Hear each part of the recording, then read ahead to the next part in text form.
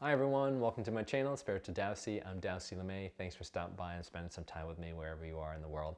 I really appreciate it. So today I want to talk a little bit about knowing the path versus walking the path. There's a big difference between the two of those spiritually, and I want to discuss my take on that and why the time that we live in now don't allow you to really fence it as knowing the path, and why you're going to start being catalyzed to start walking the path. In addition, I just wanted to cover that those who are walking the path, it's really behooves you to be honest with yourself. Be truly honest with you, because what I typically find is what people will tell me one thing, but their actions and their beliefs are completely a disconnect, all right? So before I do this, these are my truths and my experiences that have led me down my own spiritual path and healing path. They don't have to be yours, so use your own discernment. Take what resonates with you and leave the rest, but keep an open mind. Just because it doesn't resonate with you now doesn't mean it won't be beneficial for you down the road when you have a different perspective. So, knowing the path, walking the path. As a healer, and I'm sure there's many other healers out there, who will agree with me, there's a vast majority of people that they talk with that will know the path, and there are only a few people who actually will walk the path, right? And there's a reason behind that. But there's a big difference between the two, right? Knowing the path is like, yeah, you've gone to school, you got all your education, you've got this bunch of tools at your disposal. But when it comes to your real life, after you graduated, and you actually need to apply those tools and that knowledge, you just don't, because it's easier just to not do it, right? Compared to those who actually walk the path, you've accumulated those tools and education, and you are applying those tools and that knowledge to your own life to move forward, right? And for those who are knowing the path, or what I would say fence sitters, right? It's easier to not do anything about the things that have kept you where you are today. Partly because that's all you've known, and that box that you exist in, this box that is your life, is comfortable. You've adjusted, you've acclimated to the level of uncomfortable tension that's in that life, and you can kind of like just feel like that's the easy way out. The other aspect to this is that,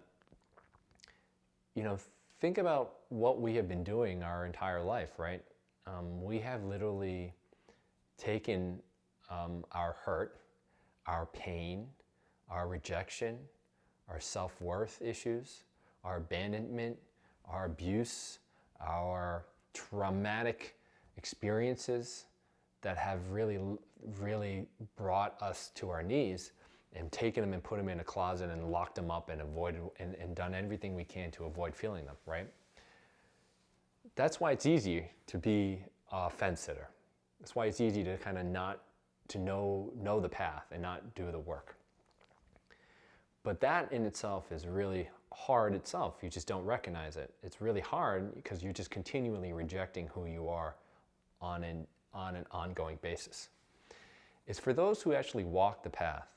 They're making a choice. It's between fear and love, right? Fear in the identity is that you will fear the things that you have locked away. And because of that fear, you're held at a standstill, right? You just circle in the same path, and you don't make any changes because you fear integrating or looking at these kind of things. It's love that allows you to move forward. And those who walk the path have made the conscious choice to say, I'm going to be brave. I'm going to make a decision that is not normal for me, that's very foreign to me, and take the courage to say, I'm going to love myself. It's those people who decide to do that, who have made a decision to love themselves.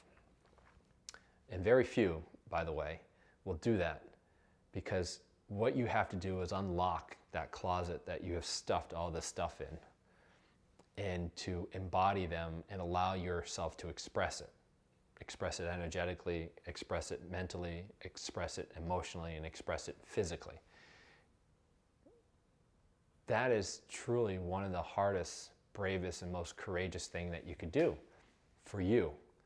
And one of the best things you can do for you is to love yourself. And it's those people who are willing to make that choice, to do that work, that they find really hard days, but on the other end of that, they find something like feeling more peaceful, more balance, more love, more health. For those on the fence-sitting side, you won't be able to do that unless you start walking the path, okay? So in the energetics of what we are in today, I've talked about this in a previous video, talked about why things feel so intense now. But if you're a fence sitter, the energies coming in today into our world aren't going to allow you to sit on the fence anymore. What you have been afforded in terms of time and patience, the level of, I would say, intensity for what you experienced in the past are no longer going to be the same. It's going to get more intense for you, and the experiences are going to come faster to you. And so your ability to sit on the fence is no longer afforded. You need to start making the decision to do the work, to walk the path and make the decision. Be brave, be courageous, be strong, and make the decision to love yourself, to look at the things that you've been running from. Otherwise, what will happen is that you'll start to sink, for lack of better words, with these traumas, and you won't make it out to the other end. So I want to just talk about those things, but especially for now, if you are actually walking the path, I want to talk about why it's really, really, really important for you to be honest with yourself. What I typically see from a lot of people I talk to in my groups that I talk to is that people aren't completely honest with themselves, right? They will tell me one set of circumstances of what they believe they are about themselves, but their actions and their belief don't match up. Huge disconnect in the middle. And so if you're one of these people who are walking the path, it behooves you to be truly honest with yourself. Because a lot of people tell me that they're dealing, they feel self-love, that they feel like they've done the work, that they feel this, and etc. But what they'll tell me is what they tell me in experience, and what I can see from that experience is that it's a complete disconnect. So let me give you an example, right? I'll have someone who tells me I feel really worthy, I've done a lot of work, I feel love for myself. But this person will go out and give up everything they are energetically, emotionally, mentally, and physically to help other people out. And then they will realize through that expansion and expending their energy out, they'll come crashing down and they'll have a huge amount of health issues, and then they will feel angry towards themselves and feel really betrayed by their body, etc. That's a huge disconnect. One level you say you're feeling really loved and etc. But what this person will do is they'll go out and give up everything to make other people feel good, but to make themselves feel good at the expense of themselves. That's not self-love. That is trying to fill what's empty inside with things outside themselves.